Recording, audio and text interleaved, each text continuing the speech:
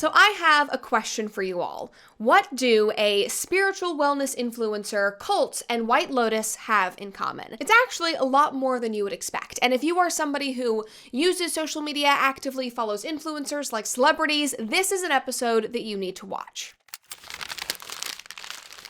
Now, maybe it is just our culture's obsession with true crime, especially from women, but over the last few years, I feel like I hear more and more stories of cults getting exposed, of celebrities and influencers using and exploiting their audiences in very cult-like ways. And the story of a recently convicted spiritual guru influencer is no different. This woman preyed on her fans' insecurities and their search for meaning for her own gain.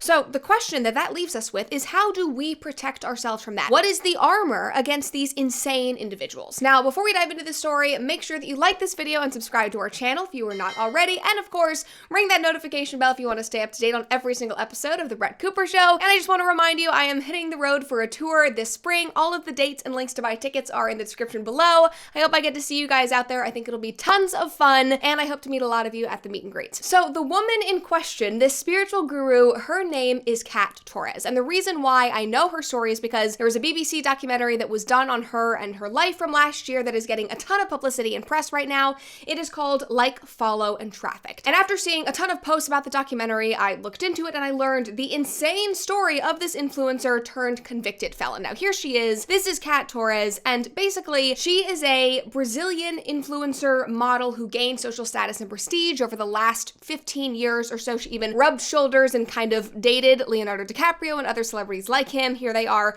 pictured together back when she was 24 years old. And as she got older and her social influence grew, she kind of rebranded herself as a type of spiritual life coach and witchcraft guru, which is never a good sign, obviously. She sold courses online for thousands of dollars that women would buy to get personalized life support and advice from her. Now, I don't know about her life coaching. I don't think I would ever want to buy that, but if she was going to sell me tallow, I certainly would, because her skin is glowing, and that is what tallow can do for you. Now, I personally use tallow skincare from Amalo Tallow, and it is the best brand I have found, and I am so proud to be a partner with them. Now, if you don't know, beef tallow skincare is packed with naturally occurring essential nutrients, and it mimics my skin's barrier thanks to the natural fatty acids that occur in tallow. This means that tallow keeps me moisturized while actually working to heal my skin while not clogging my pores like other thick, artificially created products do. Tallow is literally what our ancestors used on their skins for generations, and it is the perfect non-toxic switch to avoid endocrine disrupting chemicals in modern skincare. And I love getting my tallow from Amalo Tallow because it is a small family-owned business that produces this skincare right here in the United States. They only use the highest quality grass-fed, grass-finished tallow and pure organic ingredients. They genuinely care about your skin and the quality of every ingredient they use, because what you put on your body matters. So if you are ready to try them out and make the switch to tallow, go to amalo.com/Cooper and use code Cooper15 for 15% off your order. Again, that is amalo.com/Brett. Use code Cooper15 for 15% off your order to get the skincare that I use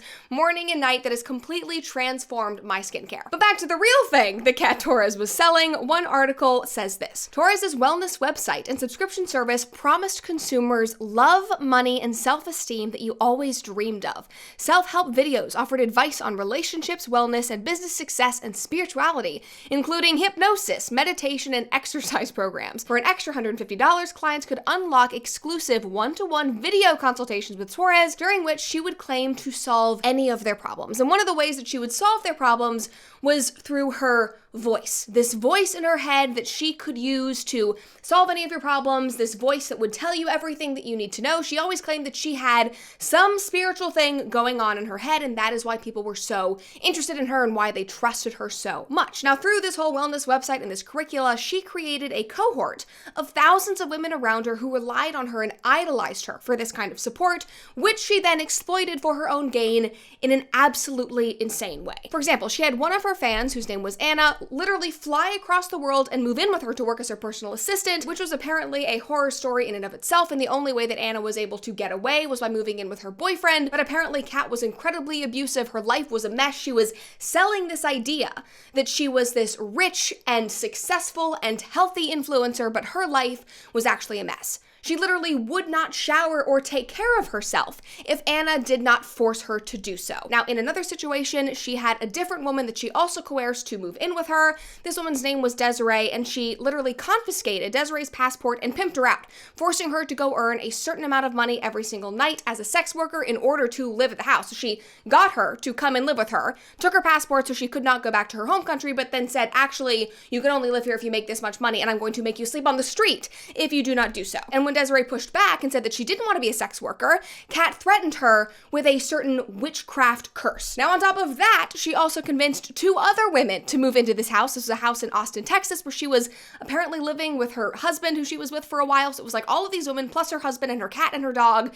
Very, very weird, very dysfunctional. These 2 women were named Sol and Leticia, and she also forced them into prostitution. And the way that she did all of this was through guilt and by preying on all of their insecurities and their needs. That same article from earlier wrote, Desiree says that in her case, Torres had bought her a plane ticket from Germany, having told her that she was suicidal and needed Desiree's support. Torres is also accused of persuading Leticia, who was 14 when she started doing life coaching sessions with her, to move to the US for an au pair program and then drop out to live and work with her. As for Sol, she says that she agreed to move in with Torres after becoming homeless and was hired to carry out tarot readings and yoga classes, which I don't think ever happened. Obviously, this woman, Anna, like I said earlier, was able to escape. Sol was also able to escape with the help of one of her sex work clients, but Desiree and Leticia were not as fortunate. Here's a photo of the 2 of them with Cat. In addition to Cat holding literal witchcraft over their head, she also set up accounts on sugar baby and prostitution websites, which is illegal in the state of Texas, and then she threatened to call the police on these 2 women to tell the police that they were sex workers if they ever tried to leave her and stop working. And Desiree even recounts nights when she had to go sleep on the street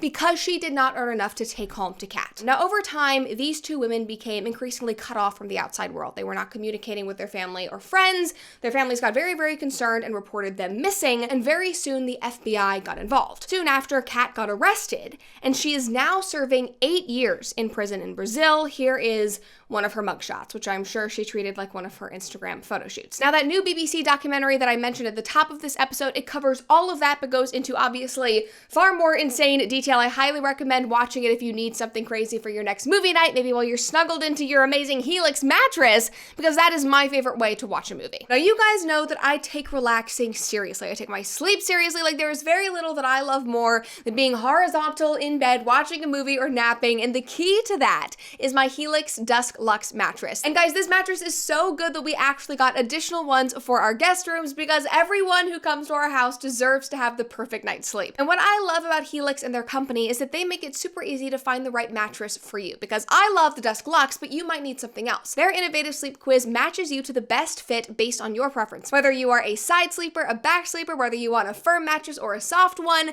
And we ended up with the Dusk Luxe because it gives us that perfect balance of support and comfort, and we have never slept better. And the best part is that Helix delivers the mattress right to your door in a box. You just unbox it, you let it expand, and you are good to go. Plus, they offer a 100-night sleep trial so you can make sure you love it before you're fully committing. So if you are ready to upgrade your sleep with Helix, head to helixsleep.com/Brett for 25% off site-wide. This is an offer you should not refuse. Your back and your naps, your horizontal time will thank you. Again, guys, that is helixsleep.com/Brett for 25% off for your perfect mattress. Now, back to the documentary. The thing that really makes this BBC piece stand out is that they have an exclusive interview with Cat tacked on to the end of the movie. And shocker, this woman believes that she did nothing wrong. And it is completely unsettling. Just take a look at these clips. How does it make you feel when you're hearing that former clients are traumatized? I don't believe it. I have to say they are absolutely ridiculous and that they need to run back to their parents. Great. Yes, of course you do. Here's the next one. Did you believe in the advice you were giving these women? Oh yeah, I believe 1,000%. I will look in their eyes and I will go to sleep and I will wake up in the morning thinking about the advice I give it to them. In jail still, I think about the advice I give it to them. I never ever was wrong, ever. I don't regret one single word I said. I don't regret. She was never wrong once. Now, in this interview, they also talk about posts that she made and messages that she sent on Instagram, messages inviting these women and coercing them to come and move in with her. And her response to all of that is somebody else sent them. She has no idea how it happened. All of these incredibly incriminating messages coming from her own social media, not her. She had no idea how it happened. That wasn't me. No one actually lived with me. She literally says not a single woman lived with her other than her female cat and her female dog. And this woman just continues to live in a state of delusion, saying that everything she did was totally permissible and totally right. As I was scrolling through all of the posts and the comments about the documentary in this story, they all honed in on one thing. Like, basically every single comment had a universal theme. And that was how horrifying it was that so many people trusted her, idolized her, paid her thousands of dollars, and how easy this was for her to do. The way that she was able to convince all of these people to move across the world and move in with her within just a couple of years. But unfortunately, if you look at the landscape of social media and of our culture, it completely makes sense. I mean, just last week, we were talking about the dangers of kids being online due to the risk of trafficking and the fact that the majority of victims meet their abusers online, and this stands true in this story. And if you combine that fact with the high levels of trust that consumers and audiences place in influencers and celebrities over experts and even their family and friends, you have an incredibly dangerous equation that is very easy to prey upon. And Cat Torres is far from the only or first example. I mean, Teal Swan is another person that you guys might have heard of. She is another one of these spiritual guru travel influencers who has not been convicted, but she has been consistently accused of abusive and cult-like behavior by her followers and her fans. She's even had a documentary made about her. It was on Netflix back in 2022. It is also very weird and disturbing. And in one of the articles that was written about Teal, they honed in on this issue really well. This is from Refinery29, and they said, from her blog, Teal Swan, it appears that she wants the influence and power over her followers, but not the responsibility that comes with it. So is she dangerous? That answer isn't clear. Obviously, she has not been convicted. But in Brown's words, that's somebody who did a podcast about her, quote, Teal probably wouldn't have the influence or the global reach and following that she has if it weren't for the internet. She could have been a charismatic spiritual leader, but I think that she thrives around people who are suffering and afraid to get help. And she had and still has a very similar business model to Cat Torres. People pay for her courses. They pay for these coaching sessions for her to pay attention to them and to help fix their lives. Another example, albeit very controversial, especially in the conservative media space, is Andrew Tate. And he has attracted both men and women into his sphere who are desperate for meaning and money and or attention, and he provides that. He literally built an entire empire based upon that and has faced subsequent accusations very much like these other two women. And so as I am reading all of this and diving into all of these stories, it just feels so culty, even though these are not cults. These are not cult organizations. Like, these are just single influencers with a huge, very impressionable audience. However, the tactics that they employ feel very similar to something like Keith Raniere's NXIVM, where people were promised better lives and success and happiness if they would just give up everything and join this group. Now, if you guys have not heard of NXIVM, there's an incredible podcast that dives into the entire story of how this cult operated. It is literally so crazy. Again, this is like my female true crime tendencies, but it is actually so interesting, and it is very illuminating to how our culture and society operates and what drives the people to join these groups. And the common denominator in all of these stories and all of these organizations is that the people who join or choose to buy the courses or buy the one-on-one support sessions or fly around the world to be near these individuals is that they are all in search of healing, and they are in search of meaning in their lives. They are looking for something to tether themselves to. And right now, that seems like something that our society is severely lacking. I mean, think about it. A significant portion of adults, especially in America, are now unmarried without kids. And as we discussed last week, that is a huge driver and provider of meaning and fulfillment in one's life. And additionally, and possibly more importantly, Americans and Westerners in general are more secular than ever. One headline reads, U.S. church membership falls below majority for the first time. And as you can see on this graph, it is a pretty clear decline. It is just going straight down since 2007. But I mean, it goes far beyond that. For more clear numbers, Gallup reported that Americans' membership in houses of worship continued to decline last year, dropping below 50% for the first time in Gallup's 8-decade trend. In 2020, 47% of Americans said that they belonged to a church, synagogue, or mosque, down from 50% in 2018 and 70% in 1999. And in Europe, the trend is similar. Belief is down about 10% across all of Europe, and it is lowest in Western European countries like France and Switzerland, where only 11% of citizens say that they believe in God with absolute certainty. So why do I bring this up? Because this is not supposed to be a religious episode. We are talking about a crazy influencer. We are talking about cults. Well, if people lack meaning in their lives, if they lack a foundation of a strong family and children and community or faith, they are going to have to search for it elsewhere, because you can't just wander through the world without something to tether yourself to. And in a lot of my videos, if you guys have followed me for a while, we have joked about the religion of politics and people turning to environmentalism or some kind of political ideology instead of religion and basically treating that as a god. But that is a real thing because it gives somebody's life meaning. And that is a very fleeting meaning, and it's kind of insane and a bit ridiculous, but they feel like it tethers them to something. I mean, like just last week in the finale of White Lotus, now I'm talking about White Lotus for the second time this week, but it really was just like a crazy season.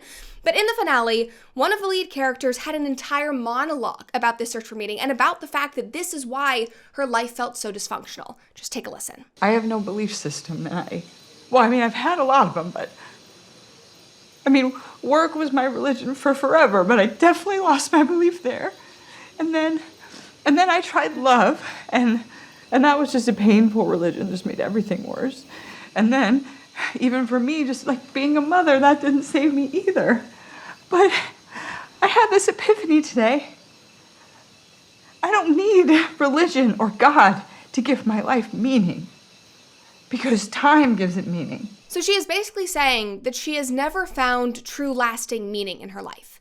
And she has basically attached religion to a lot of very fleeting things. She's tried to make work her religion. She has tried to make her daughter her religion. She has tried to make love with a failed marriage her religion. And then she immediately says, I don't need God or religion, which is very contradictory because she is in search of it. She's still kind of like missing the point, but at least what she is settling upon at this point in time, time and friendships, is healthier than other vices, but still, she is showing that as human beings, we all do need to worship and revere something. Evie Magazine, who you guys know I love, they wrote about this monologue and they said, rewind a few lines and the truth is there. Laurie, who is that character, has already tried to find meaning. She tried work, she tried love, she tried motherhood. None of them saved her.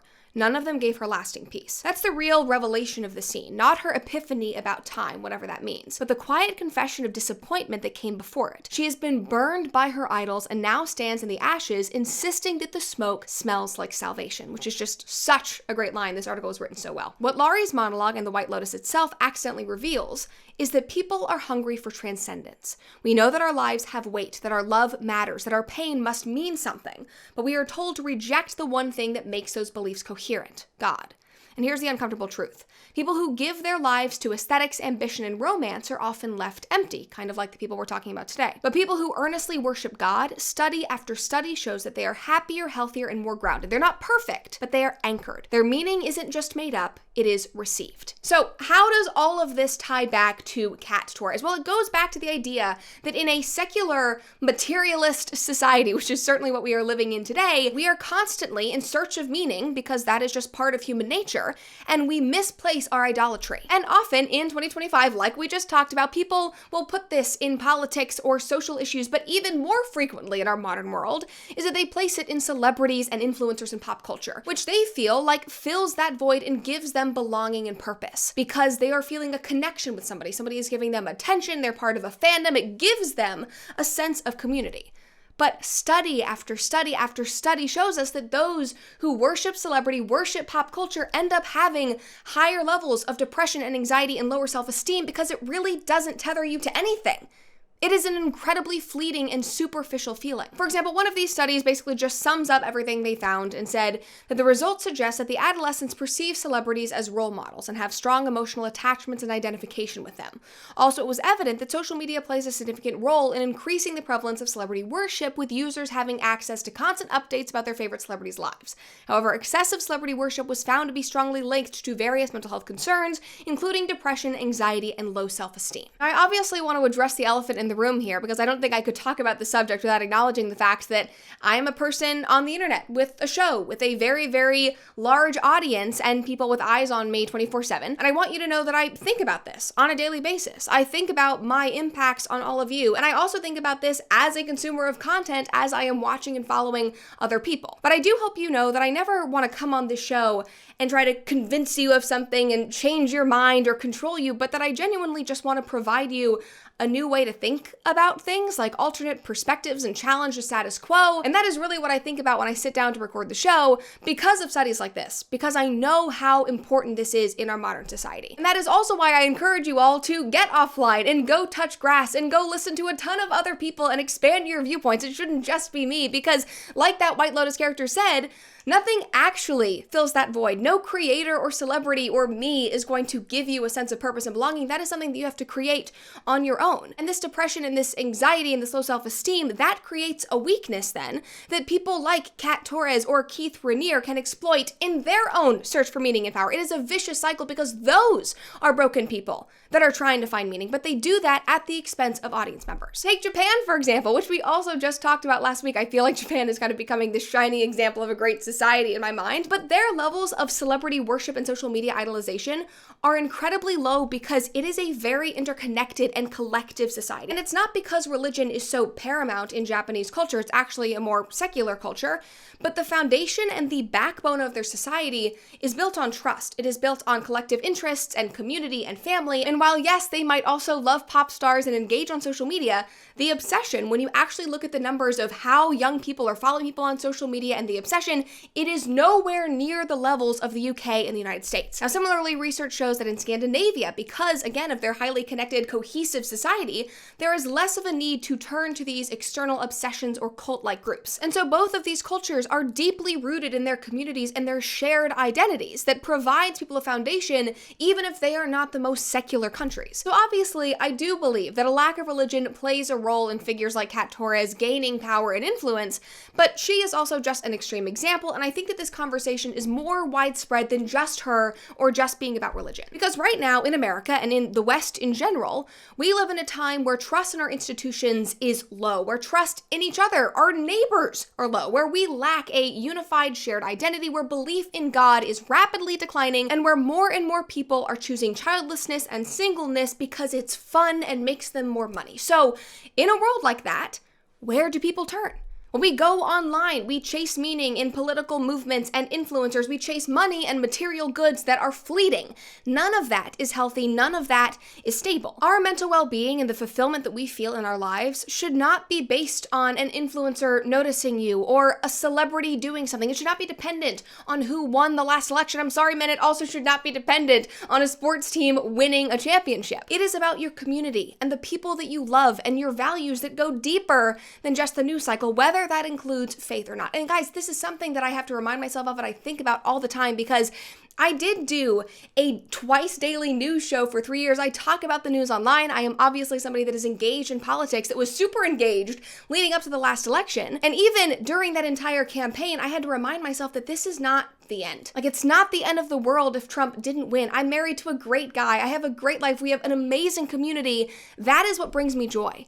Meeting you guys in person and talking about the things that are interesting, talking about things that matter, that brings me joy because it's my purpose and my career. That is longer lasting than wins online or political wins or anything else that we're talking about today. And so focusing on tethering yourself to something good, something deeper, whether that is family or God or whatever you see fit, that will certainly strip the Cat Torreses of the world of any power or control, but more importantly, it will make us stronger and healthier and more resilient people, and that is always what we should be striving for.